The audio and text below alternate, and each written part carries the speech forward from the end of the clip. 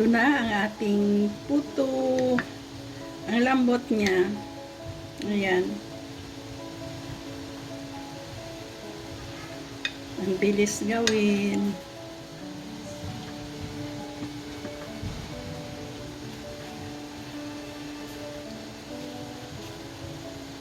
Hello everyone! It's merienda time! Kaya gagawa tayo ng puto cheese. Ito yung mga sangkap. Baking powder, powder milk, sugar, ang ating flour, asin, eggs, water, gamit tayo ng cheese. Okay, let's start. Halo lang natin. Flour,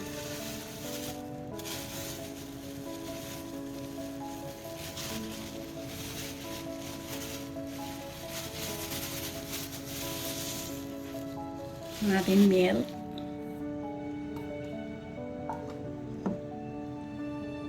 ating baking powder, asin, ating sugar. Haluin lang natin.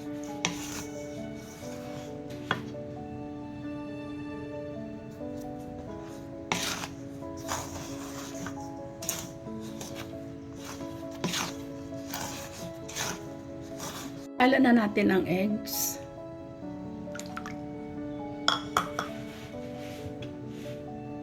Ang water.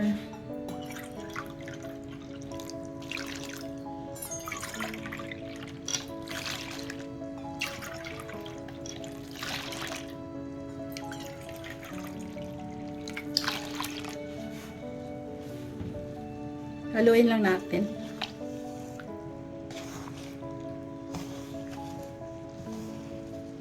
Haluin lang natin mabuti. Mabilis lang ito siya lutuin. Pamerienda na tayo ng masarap.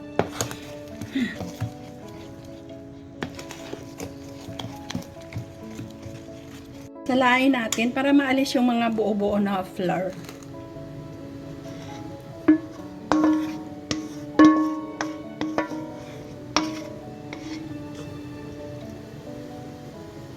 Sa pitsil para madali tayo magbuhos mamaya.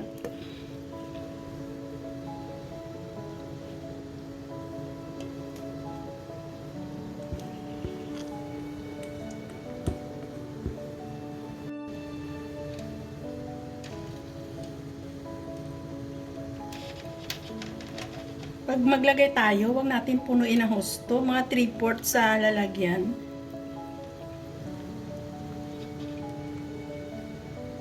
Mag-expand yan siya mamaya. Nilagyan ko na yan ng oil, yung lalagyan, para hindi siya magdikit mamaya.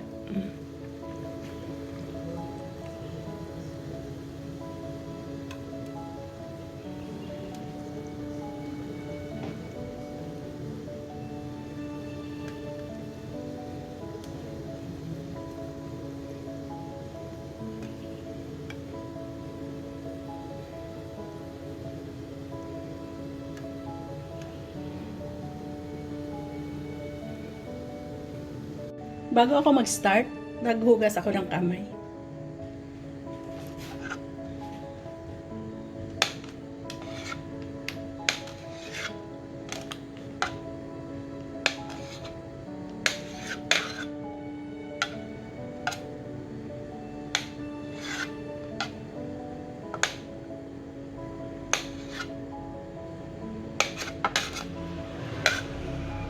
Ituloy lang natin hanggang matapos.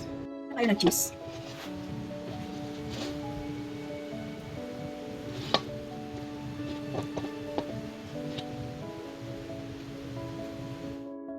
Pagpainit na ako ng tubig, isalang na natin.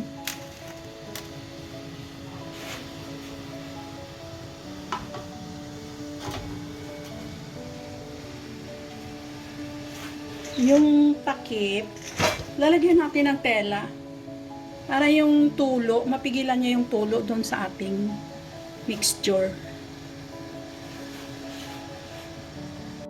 Pag kumukulo ng tubig, mag-start tayo ng timer, 20 minutes. Luto na yung puto natin. Natin ng mantika. Dito tayo magluto sa sunod natin na salang.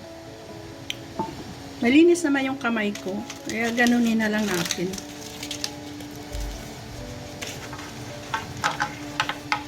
Lalagyan na natin ng mixture. Prepare natin para pag naluto ng ating naunang salang, meron na tayong sunod.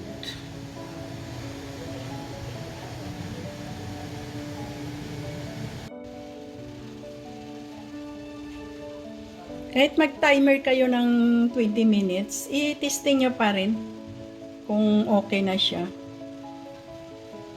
Medyo pula-pula kasi ang ginamit ko naman brown sugar. Hindi ako gumagamit ng white kung maaari.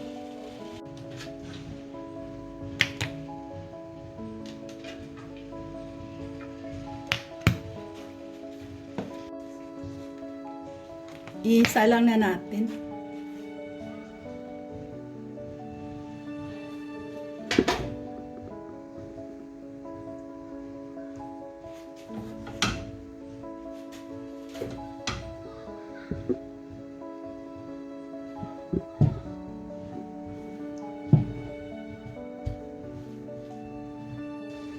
Ito yung huli nating nasalang.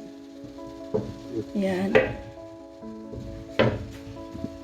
Try pa rin natin tingnan. Yan o, malinis na. Ibig sabihin, luto na rin siya. Nasa inyo kung anong klaseng asukal lang gamitin nyo.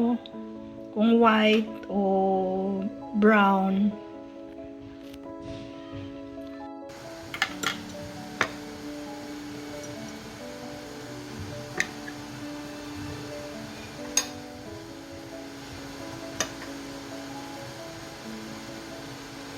Lambot niya. Harap.